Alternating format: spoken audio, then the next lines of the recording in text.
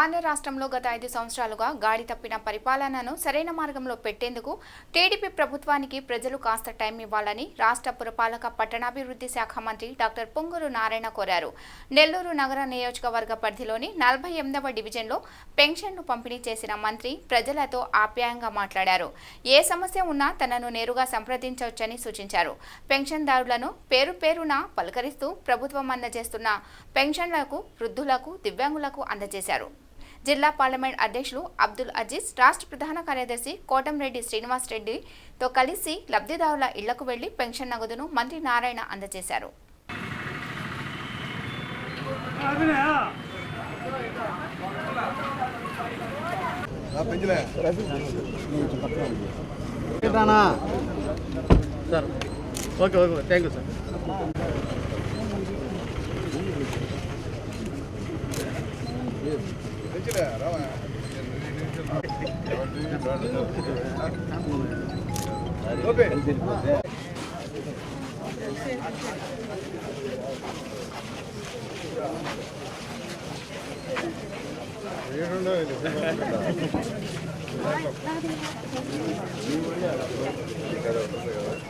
అన్నా పదనా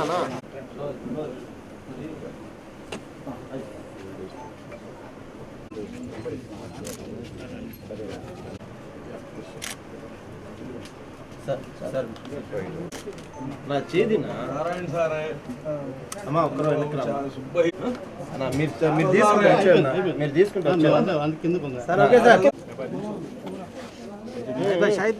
షాహిద్ భాయ్ అక్కడ ఇస్తాను ఇక్కడే హడావుడిలే बोले सका दिए नहीं चंद्रबाबू बोले प्रॉमिस करे सका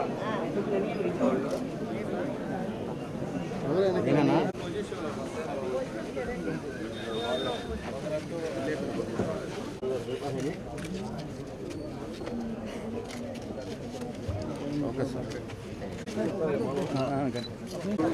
अम्मा కొద్దిగా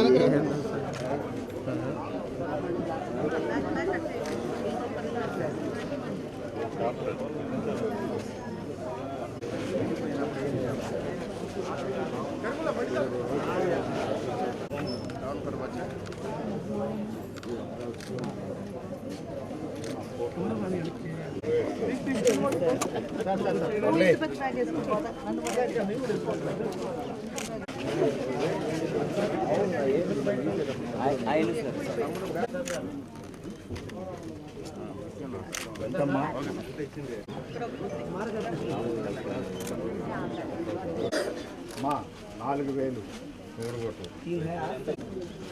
బాగా వచ్చండి 7,000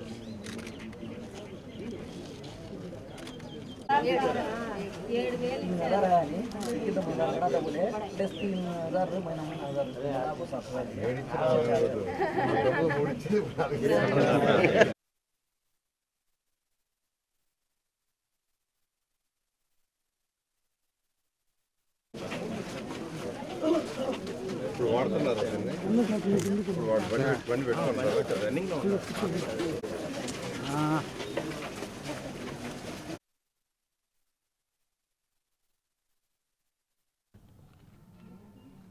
64,000 మందికి ఈరోజు పెన్షన్స్ ఉదయాన్నే 6 గంటలకి అన్ని కాన్స్టిట్యున్సీస్లో ఈరోజు ప్రారంభించారు. అధికారులు యాక్చువల్గా డిస్పర్స్ చేయడం జరిగింది. దాంతో రాష్ట్ర మంత్రులు, ఎమ్మెల్యేలు, ప్రజాప్రతినిధులందరూ ఈరోజు పాల్గొన్నారు. నేనైతే ఈరోజు 48వ డివిజన్, ఇది పొల్లుకట్ట ఏరియా అంటారు. ఈ ఏరియాలో ఉదయాన్నే 6 గంటలకి కమిషనర్ గారితోనూ మరియు ఇక్కడ కార్పొరేటర్తోనూ మరియు ప్రజాప్రతినిధులతో ఈరోజు నేను కూడా డిస్ట్రిబ్యూషన్ స్టార్ట్ చేయడం జరిగింది.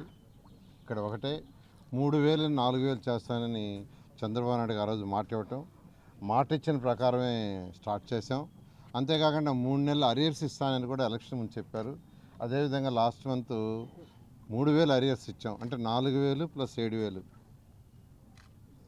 అసలు ఈరోజు ఈ రాష్ట్రం తీసుకుంటే ఖజానా ఖాళీ, కంప్లీట్గా ఖాళీ. అన్ని వనరుల్ని అసలు గత ప్రభుత్వం ఏం చేసిందంటే టోటల్గా ఖాళీ చేయటమే కాదు, అన్ని అప్పులు చేసింది. ఏ డిపార్ట్మెంట్ తీసుకున్నా ఏం తీసుకున్నా అన్నీ ఈరోజు అప్పులు ఉన్నాయి. అసలు గవర్నమెంట్ బిల్డింగ్స్నే తాకట్టు పెట్టేశారు. విశాఖపట్నంలో అయితే యాక్చువల్గా సర్క్యూట్ భవన్ అంటారు, అంటే గెస్ట్ హౌస్, దాన్ని కూడా తాకట్టు పెట్టారు. రాష్ట్రంలో ఉన్న అన్ని బిల్డింగ్స్ని తాకట్టు పెట్టి ఈరోజు అప్పులు చేసి రాష్ట్రాన్ని అప్పుల పాలు చేశారు. అయితే ఈరోజు మా ముఖ్యమంత్రి నారా చంద్రబాబు నాయుడు ఆయనకున్న అపార అనుభవంతో ఈరోజు ముందుకు తీసుకుపోతున్నారు రాష్ట్రాన్ని. ఒకటే, ఎప్పుడైనా ఒక రాష్ట్రం కానీ ఒక దేశం కానీ డెవలప్ కావాలంటే అక్కడ ఇన్కమ్ డెవలప్ కావాలి, ఇన్కమ్ రావాలి. ఇన్కమ్ రావాలంటే అక్కడ ఇండస్ట్రీస్ రావాలి. డిఫరెంట్ ఇండస్ట్రీస్, 1-2 కాదు, ఇండస్ట్రీస్ వచ్చినప్పుడే ప్రజల యొక్క ఆర్థిక స్థితి పెరుగుతుంది. అసలు ఇండస్ట్రీస్ రాకుండా ఏ రాష్ట్రంలో కానీ ఏ దేశంలో కానీ ఆర్థిక స్థితి పెరగదు. ఈరోజు ముఖ్యమంత్రి గారు దానికి అన్ని విధాలా ప్రయత్నిస్తున్నారు. గత 2014-19 దాకా తీసుకోండి ఉదాహరణకి, కియా మోటార్స్. అనంతపురం జిల్లా ఈ రాష్ట్రంలో తక్కువ వర్షపాతం పడే జిల్లా అనంతపురం జిల్లా. అక్కడ ప్రజల యొక్క ఆర్థిక స్థితి పెరగాలంటే వేరే మార్గం లేక కియా మోటార్స్ తీసుకొచ్చారు. 10,000 మందికి యాక్చువల్గా అక్కడ ఉద్యోగాలు వచ్చినాయి. 10,000 మంది యొక్క ఆర్థిక స్థితి డైరెక్ట్గా ఇండైరెక్ట్గా పెరిగింది. అలా ఈరోజు మా ముఖ్యమంత్రి నారా చంద్రబాబు నాయుడు చేస్తున్నారు. నా మున్సిపల్ శాఖ అయితే మొత్తం, అంటే ప్రజలు కట్టిన ఇంటి పన్ను కావచ్చు, వాటర్ ట్యాక్స్ కావచ్చు, బిల్డింగ్ ట్యాక్స్లు కావచ్చు, అన్నీ కూడా వాడేశారు. మొత్తం గత ప్రభుత్వం అన్ని విధాలా వాడేసింది. కేంద్ర ప్రభుత్వం అనేక శాంక్షన్ చేస్తే అమృత 8,000 కోట్ల రూపాయలు, ఏషియన్ ఇన్ఫ్రాస్ట్రక్చర్ ఇన్వెస్ట్మెంట్ బ్యాంక్ 5,350 కోట్లు, స్వచ్ఛ భారత్ కింద 2,980 కోట్లు శాంక్షన్ చేశారు 2021లో. అసలు దాంట్లో ఖర్చు పెట్టింది 200 కోట్లు కూడా లేదు. ఇలా ప్రభుత్వం మ్యాచింగ్ ఫండ్ ఇక, రాష్ట్ర ప్రభుత్వం మ్యాచింగ్ ఫండ్ ఇక, కేంద్ర ప్రభుత్వం ఇచ్చిన నిధులన్నీ మునిగిపోయే స్థితికి వచ్చినాయి. అదే ఆ రోజు 2014-19 నుంచి అయితే ముఖ్యమంత్రి నారా చంద్రబాబు మమ్మల్ని తరిమాడు. పోయి కేంద్ర ప్రభుత్వంలో ఏమేమి ఫండ్స్ ఉన్నాయో తీసుకురండి, నేను మ్యాచింగ్ ఫండ్ ఇస్తాను, ఆ వర్క్స్ చేయండి, ప్రజలకు సౌకర్యాలు కల్పించండి, ఆర్థిక స్థితి పెంచండి అని అనేక విధాలుగా ఆ రోజు మమ్మల్ని మంత్రులు అయితే తరిమేవారు వాళ్ళు పోయి తెమ్మని. అయితే కేంద్ర ప్రభుత్వం ఇచ్చిన నిధులకి మ్యాచింగ్ ఇవ్వక మొత్తం ఆగిపోయినాయి. అయితే ఈరోజు రాష్ట్ర ప్రభుత్వం ఖజానా ఖాళీగా ఉంది. అయినా ముఖ్యమంత్రి గారు ఒక పక్క సంక్షేమాలు ఇస్తూ మరొక పక్క డెవలప్మెంట్ కూడా చేయాలనే దాంతో రెండింటిని బ్యాలెన్స్ చేస్తున్నారు.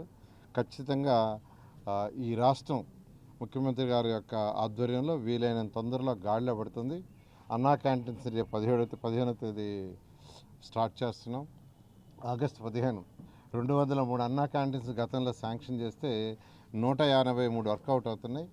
అందులో కనీసం ఒక 100 ఆగస్టు 1కి స్టార్ట్ చేసి మిగతా ఆగస్టు 2 లోపల.